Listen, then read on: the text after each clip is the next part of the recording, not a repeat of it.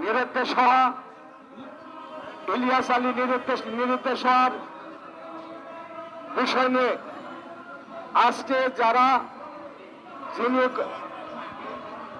এই অন্তর্বর্তীকালীন সরকারের আইনমন্ত্রী আছেন, তিনিও এখানে এই প্রেস ক্লাবে বসে বহুবার ইলিয়াস আলীর কথা বলেছেন, বহুবার চৌধুরী আলমের কথা বলেছেন, বহুবার বলেছেন বিএনপির নেত্রীর কথা, বহুবার বলেছেন তারেক রহমানের কথা, বহুবার বলেছেন যে বিএনপির উপদেশ সহ প্রায় 2,60,000 নেতা কর্মীর বিরুদ্ধে মিথ্যা মামলা দেওয়ার সপক্ষে কেন সেই স্বৈরাচারী শেখ হাসিনা মামলা দিয়েছিলেন।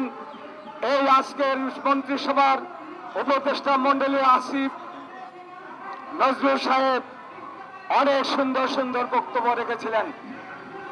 আমরা সান্নিধ্য ছিলাম। চৌধুরী আলম যে ইলিয়াস আলী এদেশে গণতন্ত্রের পক্ষে কথা বলতে গিয়ে বাংলাদেশকে যখন আওয়ামী সরকার ভারতীয় তাবেদারদের ইশারায় ভারতের তাবেদারদের স্বার্থের জন্য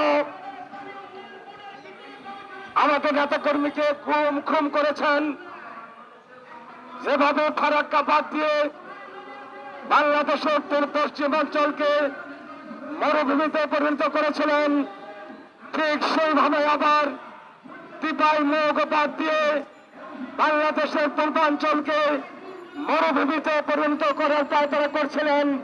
ঠিক ওই মুহূর্তে ইলিয়াস আলী ওই টিপাই মুখ বাদের বিরুদ্ধে কথা বলতে গিয়ে ভারতের একটি অংশ এবং বাংলাদেশকে ঐক্যবদ্ধ করেছিলেন। ঠিক তারই কারণে এবং গণতন্ত্রের সপক্ষের নেতা হিসেবে তারা তাকে আমাদের ইলিয়াস আলীকে হুকুম করেছেন। সমস্ত কিছুই কিন্তু আজকে আমাদের আসিফ নজরুল সাহেব জানেন। আমি আসিফ নজরুল সাহেবকে বলতে চাই, এই প্রেস ক্লাবে বসে আপনি সাগর রুমের বিষয়ে কথা বলেছেন, কেন তাদের বিচার হচ্ছে না, কেন তাদেরকে বিচারের মুখোমুখি করা হচ্ছে না, কারণ চৌধুরী আলমদের বিচারের মুখোমুখি করা হচ্ছে না, কেন ইলিয়াস আলীদের বিচারের মুখোমুখি করা হচ্ছে না।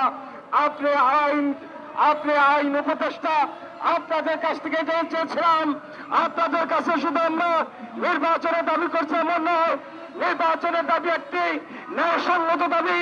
কারণ আপনারা বলেছেন আপনারা তত্ত্বাবধায়ক সরকারের ব্যাপারে অনেক কথা বলেছেন, আমাদের প্রফেসর ইউনূসের বিরুদ্ধে মিথ্যা মামলা দেওয়া হয়েছে, সেই মামলা দিয়ে আমাদের নেত্রী প্রতিবাদ করেছেন, তারেক রহমান প্রতিবাদ করেছেন, বাংলাদেশের জাতিকে ঐক্যবদ্ধ করেছিলেন ওই ইউনূসের বিরুদ্ধে মামলার জন্য। আজকে আমরা সেই ইউনূস আজকে তত্ত্বাবধায়ক সরকারের প্রধান হয়েছেন। আমাদের দাবি দেওয়ার কথা ছিল না, আমাদের উদ্দেশ্য আমরা ভেবেছিলাম প্রফেসর ইউনূস একজন সজ্জন ব্যক্তি, তিনি ক্ষমতায় গেলেন, তার তত্ত্বাবধায়কের মধ্য দিয়ে 3 মাসের মধ্যে গুম হয় ইলিয়াস আলীর বিচার হওয়ার কথা ছিল। 3 মাসের মধ্যে আমাদের অন্যান্য নেতা কর্মীদের বিরুদ্ধে যে মামলাগুলো দেওয়া হয়েছে, সমস্ত কিছু মামলাগুলোকে আদালতের মধ্যে দিয়ে নিষ্পত্তি করা হবে।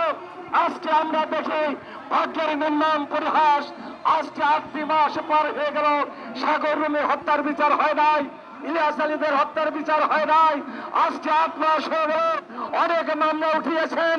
আমরা সরকারকে বলতে চাই, আইনমন্ত্রী আসিফ নজরুলকে বলতে চাই, আমি বলতে চাই তত্ত্বাবধায়ক সরকার প্রধানকে আপনার বিরুদ্ধে মামলা দিয়ে আপনাকে সাজা দেওয়া হয়েছিল, আমরা সেই দিন আপনার পাশে ছিলাম। আপনি কেন এই যে আমাদের যে 60 লক্ষ নেতা কর্মীর বিরুদ্ধে আপনার মতন মিথ্যা মামলা দেওয়া হয়েছে, আপনার উচিত ছিল সমস্ত মামলাগুলোকে একটি নোটিফিকেশনের মধ্যে দিয়ে প্রজ্ঞাপনের মধ্যে দিয়ে এই মামলাগুলিকে প্রত্যাহার করা। কারণ সমস্ত মামলায় ছিল মিথ্যা মামলার, সমস্ত মামলায় ছিল হয়রানি করা, গণতন্ত্রকে ধ্বংস করে দেয়, গণতন্ত্রকে ধ্বংস করার জন্য গণতন্ত্র আদর্শ জনকদেরকে গুম করেছে। তাই আমরা বলতে চাই, আমরা আপনাদের প্রতি অনুরোধ থাকবো, আগামী দিন দ্রুত নির্বাচন দিন, নির্বাচনের মধ্য দিয়ে জাতির সুশাসন প্রতিষ্ঠার জন্য অনির্বাচিত সরকারের এদেশের গণতন্ত্র প্রতিষ্ঠার জন্য সমস্ত সমস্ত রকম প্রচেষ্টা এবং সমস্ত রকম পরামর্শকদের নিয়ে নির্বাচনের আমাদের সেই আজকে যারা গুম হয়েছেন এই বিচারগুলো সম্পূর্ণ করবে, দেশ আইনের শাসন প্রতিষ্ঠা করবে, দেশি বিদেশি ষড়যন্ত্রের হাত থেকে দেশকে বাঁচাতে হলে আমাদের নির্বাচনের বিকল্প নাই। দেশকে রক্ষা করতে হলে গণতান্ত্রিক রাষ্ট্র ব্যবস্থা, গণতান্ত্রিক সরকারের বিকল্প নাই। আসুন আমরা ঐক্যবদ্ধ মধ্য দিয়ে এই সরকারের অধীনেই আমরা দ্রুত নির্বাচন করে দেশে একটি সুখী সমৃদ্ধশালী রাষ্ট্র ব্যবস্থা কায়েম করতে চাই। আমাদের নেত্রী দেশনেত্রী বেগম খালেদা জিয়া অসুস্থ অবস্থায় তার বিরুদ্ধে মিথ্যা মামলা দেওয়া হয়েছে। এই কথাটা কিন্তু আমি যে কথা বলেছিলাম, আসিফ নজরুল সহ অনেকেই বলেছিলেন। আজকে আমাদের সেই নেত্রী আমাদের বাঁচার জন্য তাকে জেলখানে নেওয়া হয়েছে শুধুমাত্র হত্যা করার ষড়যন্ত্র দিয়ে। তাই সমস্ত কিছুর প্রতি, আইনের প্রতি, দেশের প্রতি, গণতন্ত্রের প্রতি শ্রদ্ধা রেখে দ্রুত নির্বাচন দিন। আপনাদের সবাইকে ধন্যবাদ। আসসালামু আলাইকুম।